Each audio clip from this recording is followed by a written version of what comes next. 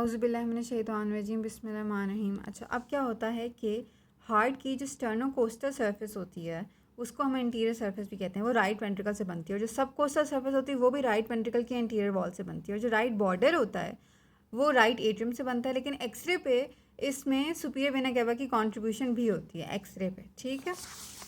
तो मतलब अगर ये हार्ट है तो इसमें ये जो राइट वेंट्रिकल का रीजन है ये क्या बना रहा है, एंटीरियर सरफेस, जिसको हम क्या कहते हैं, स्टर्नोकोस्टल सरफेस, और सब कोस्टल सरफेस भी यही बना रहा है। और राइट एट्रियम का बना रहा है हमारे पास राइट हार्ट बॉर्डर, और सुपीरियर वेना कैवा एक्सरे में इस राइट हार्ट बॉर्डर पे कंट्रीब्यूशन कर रहा है। अब आ जाते हैं रूट ऑफ लंग। अच्छा, रूट ऑफ लंग में जो रफ़ीउल्लाह है उसने दो बातें कही हैं कि इंटीरियर रिलेशन में हमेशा फ्रेनिक नर्व होगी और पोस्टीरियर में हमेशा वेगस होगी, और राइट और लेफ़्ट के लेकिन कुछ फ़र्क भी होते हैं, तो वो पता होना चाहिए। सबसे पहले रूट के एंटीरियरली क्या पड़ा होता है, दोनों लंग्स के कॉमन है ये। तो फ्रेनिक नर्व, पेरिकार्डियोफ्रेनिक वेजल्स और इंटीरियर पल्मोनरी प्लेक्सस, ये 3 पीज़ हैं। फ्रेनिक नर्व, पेरिकार्डियोफ्रेनिक वेजल्स और इंटीरियर पल्मोनरी प्लेक्सस। और पोस्टीरियरली पड़ी होती है वेगस नर्व, मतलब जो एंटीरियर नर्व है वो फ्रेनिक है, जो पोस्टीरियर नर्व है वो वेगस है। लेकिन जो राइट लंग है, राइट लंग की जो रूट है उसके एंटीरियरली साथ में सुपीरियर वीना कैवा भी पड़ी हुई है और राइट एट्रियम भी पड़ा हुआ है। And this is specifically for the right lung, कि उसके आगे जो है वो सुपीरियर वीना कैवा भी पड़ा हुआ है और राइट एट्रियम भी पड़ा हुआ है, ठीक है। अब रफ़ीउल्लाह क्या कहता है कि लेफ़्ट लंग, अब हम स्पेसिफिक हो गए, लेफ़्ट लंग के ऊपर की जो रूट है उसके ऊपर क्या चीज़ आर्च कर रही है, वो है एओर्टा, ठीक है। रूट ऑफ लंग के ऊपर, लेफ़्ट लंग के ऊपर क्या आर्च कर रहा है, एओर्टा। राइट पे क्या करेगा, when, azygos when. Left side पे एओर्टा, राइट साइड पे एजाइगस वेन आर्च कर रहा है। अब मैंने कहा था एंटीरियर टू द रूट, मैंने 3 पीस बताया था, वो क्या थे, फ्रेनिक नर्व, पेरिकार्डियोफ्रेनिक वेसल्स और पल्मोनरी प्लेक्सस एंटीरियर वाला। तो उन्होंने कहा है कि structure interior to root of both lung, इसने सिर्फ नर्व पे फोकस किया, फ्रेनिक नर्व। पोस्टीरियर मैंने वेगस नर्व बताई थी, posterior to the root of both lungs vagus nerve. Pulmonary trunk का रिलेशन होता है RALS, right anterior left superior, बस, ठीक है। ये हम किसका रिलेशन कर रहे हैं, पल्मोनरी ट्रंक का रिलेशन हाइलम पे जो ब्रोंकस होती है उसके साथ कर रहे हैं, कि राइट साइड पे वो इंटीरियर होती है और लेफ्ट साइड पे वो सुपीरियर होती है, राइट एंटीरियर लेफ्ट सुपीरियर, ठीक है।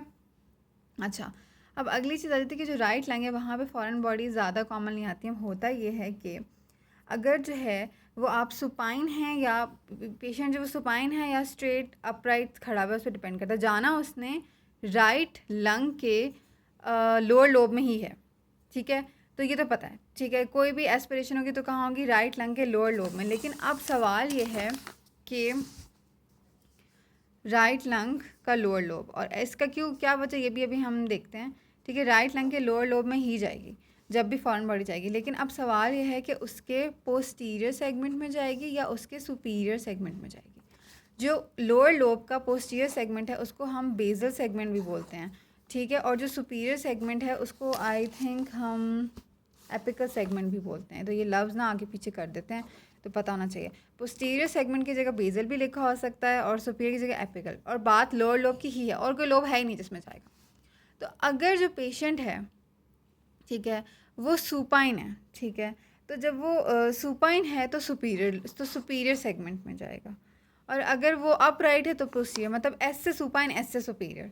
तो ऐसे कह लें कि अगर कोई स्टैंडिंग अपराइट है तो superior segment of lower lobe, ये तो पता है लोअर लोब ही होगा। अब उसका सेगमेंट में बच्चे कंफ्यूज हो जाते हैं कि कब जाएगा सुपीरियर सेगमेंट में, कब जाएगा पोस्टीरियर सेगमेंट में। तो जब आप सुपाइन है तो सुपीरियर सेगमेंट में जाएगा, व्हेन यू स्टैंडिंग अपराइट तो पोस्टीरियर सेगमेंट में जाएगा। और पोस्टीरियर सेगमेंट को बेजल सेगमेंट भी कह सकते हैं, सुपीरियर को एपिकल भी कह सकते हैं, सिंपल, ठीक है। अब क्या होता है कि राइट लंग जो है वो ज़्यादा कॉमन साइट होती है इनहेल्ड फॉरेन बॉडीज़ की। राइट मेन स्टेम ब्रोंक, ऐसे क्या वजह है कि राइट मेन स्टेम ब्रोंकस ज़्यादा वाइडर होता है, ज़्यादा वर्टिकल होता है, ज़्यादा शॉर्टर होता है, 2.5 सेंटीमीटर का होता है, और ये एंगल का बनाता है 25 डिग्रीज़ का। यहाँ लिखा हुआ right bronchus is wider, it is 2.5 centimetre, it में ये MCQ में आया हुआ है, it makes an angle of 25 degree. और लेफ्ट ब्रोंकस जो है वो 5 सेंटीमीटर का होता है और ये 45 डिग्रीज़ का एंगल बनाता है। तो 25, 45, 2.55, ठीक हो गया। अब अगला क्वेश्चन ये है कि ब्रोंकोस्कोपी करते हुए क्या नज़र आएगा सबसे पहले, तो वो होगा अपर लोब ब्रोंकस, ठीक है। बस ये क्रैमिंग करनी है इसकी, अपर लोब ब्रोंकस ब्रोंकोस्कोपी में सबसे पहले नज़र आएगा। फिर आ जाता है कि अपराइट में मैंने क्या बताया था, अपराइट में कि अप राइट में you have to recall this, lower lobe का पोस्टीरियर सेगमेंट और सुपाइन में लोअर लोब का superior segment and that would be both of the right lung. ठीक हो गया। उसके बाद अगले अब क्वेश्चंस आ जाते हैं। आर्च ऑफ एओर्टा इधर है, हाँ। आर्च ऑफ एओर्टा जो है, ठीक है, आर्च ऑफ एओर्टा के गिर्द कौन सी जो नर्व है वो लूप करती है, तो वो है लेफ्ट रिकरेंट लेंजर नर्व। ठीक है। अच्छा, अब राइट लंग के ऊपर क्या चीज़, रूट ऑफ राइट लंग पे क्या आर्च करता था, एजाइगस वेन। लेफ्ट लंग पे क्या आर्च करता था, एओर्टा। कॉइन इनहेल किया है, कहाँ जाएगा, राइट लोअर ब्रोंकस में, जाहिर सी बात है, because it is much wider shorter angle of 25 degree बनाता है। इनहेल फॉरेन बॉडी कहाँ जाएगी, राइट लोअर ब्रोंकस में। ठीक है, राइट लोअर ब्रोंकस में जाएगी। अच्छा, ब्रोंकोस्कोपी पे क्या पहले नज़र आएगा, राइट अपर लोब ब्रोंकस। अभी हमने कहता है कि राइट अपर लोब ब्रोंकस जो है, एक सेकेंड, हाँ, जो राइट अपर लोब ब्रोंकस है वो हमारे पास सबसे पहले जो है वो विजुलाइज होता है ब्रोंकोस्कोपी में, राइट अपर लोब ब्रोंकस। सही। उसके बाद आ जाता है फॉरेन बॉडी कहाँ जाती है, राइट लंग लोअर लोब में जाती है, डिपेंड करता है सुपीरियर सेगमेंट में जा रही है, पोस्टीरियर सेगमेंट में जा रही है। एस्पिरेशन निमोनिया है, चेस्ट पेन हो गया और डलनेस आ रही medial border scapula on elevation of arm. अब ये पूछना चाह रहे हैं कि कौन सा पार्ट, अच्छा डलनेस आ रही है मीडियल बॉर्डर स्कैपुला, तो मीडियल बॉर्डर स्कैपुला किससे कॉरिस्पॉन्ड करता है on elevation of arm, oblique fissure of right apical lobe. ये याद रखना है कि जो राइट एपिकल लोब है उसका ओब्लीक फिशर जो होता है वो मीडियल बॉर्डर स्कैपुला से कॉरिस्पॉन्ड करता है। तो ये बेसिकली एनाटॉमिकल क्वेश्चन है। फिर आ जाता है कि वही बात है कि सुपाइन पोजीशन में है तो कहाँ जाएंगे, gastric continent, superior segment of lower lobe of right lung यानी कि एपिकल सेगमेंट।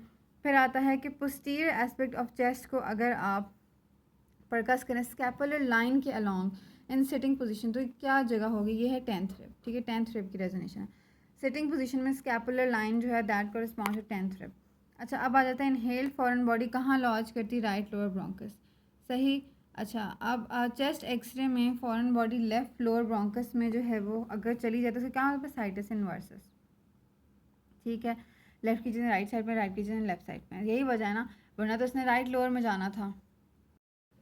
अब आगे आ जाते हैं ब्रोंकोपल्मोनरी सेगमेंट्स। अच्छा, जो ब्रोंकोपल्मोनरी सेगमेंट्स होते हैं ना उसमें जो है वो सीधी सी बात है कि दोनों में 10 होते हैं। ठीक है, दोनों में 10 होते हैं, राइट लंग में, लेफ्ट लंग में। जो राइट लंग है ना उसका अपर लोब है, मिडिल लोब है और लोअर लोब है। ठीक है, जो अपर लोब है उधर है APA, मतलब कि एपिकल, पोस्टीरियर और इंटीरियर। ठीक है, ये है 1 2 3। और मिडिल लोब में क्या है, सिंपल है, आई गेस लेटरल और मीडियल था, हाँ 4 5। और फिर लेटरल लोअर लोब में दोनों लंग्स के सेम होते हैं, क्या होते हैं, SMALP माल्प, that is superior medial basal, anterior basal, lateral basal, posterior. तो 6 7 8 9 10 नंबरिंग है। ठीक है। अच्छा, अब लेफ़्ट लंग में क्या होता है, लेफ़्ट लंग में जो अपर लोब है उसकी 2 डिविजन्स हैं। ठीक है, अपर लोब की अपर डिवीजन में APA ही होता है, एपिकल, पोस्टीरियर, एंटीरियर। और लोअर डिवीजन में आ जाता है हमारे पास सुपीरियर लिंगुलर और इन्फीरियर लिंगुलर, मतलब कि मिडिल लोब नहीं है तो उसके कॉरेस्पॉन्डिंग अपर लोब को ही दो में डिवाइड कर दिया और अपर लोब के लोअर पोर्शन के जो हैं वो आगे से 2 सेगमेंट्स कर दिए। ठीक है, बस ये बात याद रखनी है। और फिर जो लोअर लोब है उसका यही सेम होता है इधर। तो क्वेश्चन आया हुआ है कि 7th सेगमेंट कौन सा है, तो ये है मीडियल बेसल। फिर क्वेश्चन आया हुआ है कि देख लेते हैं क्या क्वेश्चन आया हुआ है। अच्छा, अब उन्होंने वही बात की कितने सेगमेंट्स हैं, 10 सेगमेंट्स हैं राइट लंग के और 10 ही हैं लेफ्ट लंग के। BD में ये लिखा हुआ है, गलत है, ये 10 ही है दोनों में। जो एपिक्स है वो हाइलम की तरफ पॉइंट करता है और बेस जो है वो टॉप लेयर ऑफ लंग की तरफ करती है, इसमें कनेक्टिव टिश्यू होता है। अच्छा, अब जो ब्रोंकोपल्मोनरी सेगमेंट है उसमें कौन सा ब्रोंकस होता है, टर्शियरी ब्रोंकस, ये पता होना चाहिए। ठीक है, और इसकी खुद की आर्टरी होती है जो कि पल्मोनरी आर्टरी की सेगमेंटल ब्रांच होती है लेकिन खुद की वेन नहीं होती। ठीक है, तो इसको अगर कोई पूछे ना कि is it an independent vascular segment, it is not. ठीक है, it is a functional segment but is not vascular segment. उसकी ज़रूरत है कि वेन भी इसकी अपनी होती है, इसकी अपनी वेन नहीं होती। जो वेन्स होती हैं वो सेप्टा के अंदर रन कर रही होती हैं and surgeons use them to separate the segments. One vein can drain more than one segment, so that is why it is not a separate vascular segment. Artery सबकी अपनी होती है, वेन अपनी नहीं होती। आर्टरी कहाँ से आ रही होती है, पल्मोनरी आर्टरी की सेगमेंटल ब्रांच है। लिम्फेटिक ड्रेनेज भी अपना होता है, ऑटोनॉमिक। अगर वेन अपनी होती तो ये इंडिपेंडेंट सेगमेंट होता, वैस्कुलर सेगमेंट। ये वैस्कुलर सेगमेंट इंडिपेंडेंट नहीं क्योंकि वेन अपनी नहीं है। अच्छा, कितने ब्रोंकोपल्मोनरी सेगमेंट हैं, 10 हैं, चाहे राइट लंग का पूछा हो लेफ्ट का पूछा हो। अच्छा, कौन से लोब के 3 ब्रोंकोपल्मोनरी सेगमेंट है? तो मैंने बोला था कि लेफ़्ट लोब को तो आपने डिवाइड ही 2 में किया हुआ है, तो उसके तो 1 2 3 इसके तो 5 बन गए, 3 इसके हैं अपर लोब के ऑफ द राइट लाइन, ठीक है। उसके बाद 2 bronchopulmonary segment right middle lobe के क्या थे? लेटरल और मीडियल। फिर आता है 7th ब्रोंकोपल्मोनरी सेगमेंट, अभी मैंने बोला मीडियल बेसल बनता था। रिगार्डिंग मतलब ऑर्डर आपने वही करना है, ऑर्डर नहीं चेंज करना वरना नंबरिंग चेंज हो जाएगी, नंबरिंग पता होनी चाहिए। ब्रोंकोपल्मोनरी सेगमेंट को सेगमेंटल ब्रोंकस सप्लाई करती है with terminal branch of artery, ठीक हो गया। तो ये बात भी हमें पता है। उसके बाद आता है कि कहाँ तक पहुँचे थे? हाँ, on artery and bronchus but not on when, ठीक है। अच्छा, टर्शरी सेगमेंट ब्रोंकस में टर्मिनल ब्रोंक्यूल होता है। अच्छा, टर्मिनल ब्रोंक्यूल की कुछ बातें पता होनी चाहिए। पहली बात टर्मिनल ब्रोंक्यूल की ये पता होनी चाहिए कि इसके अंदर कार्टिलेज नहीं होता। दूसरी बात पता होनी चाहिए कि यहाँ कहीं लिखा था इसके अंदर क्लारा सेल्स होते हैं, ये इसके अंदर टर्मिनल ब्रोंक्यूल में क्लारा सेल्स होते हैं, ठीक है। फिर अब मैं बताती हूँ बाकी बातें। ये टर्मिनल ब्रोंक्यूल की सारी बातें कि जो टर्मिनल ब्रोंक्यूल होता है उसके अंदर क्लारा सेल्स होते हैं, ठीक है, और कोई म्यूकस सिक्रीशन नहीं होती। बेसिकली हमने कहा था कि कार्टिलेज जो गॉबलेट सेल होता है